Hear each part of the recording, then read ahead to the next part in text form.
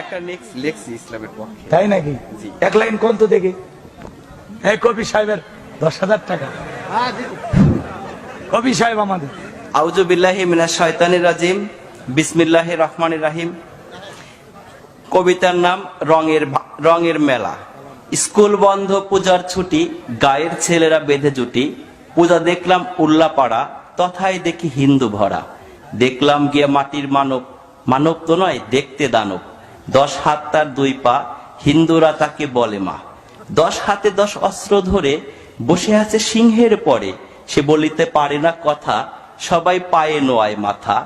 গলায় দিয়া ফুলের মালা, খাওয়ায় তাকে দুধ কলা। ভক্তি শ্রদ্ধা করে মান, বাক শক্তি নায়ক প্রাণ।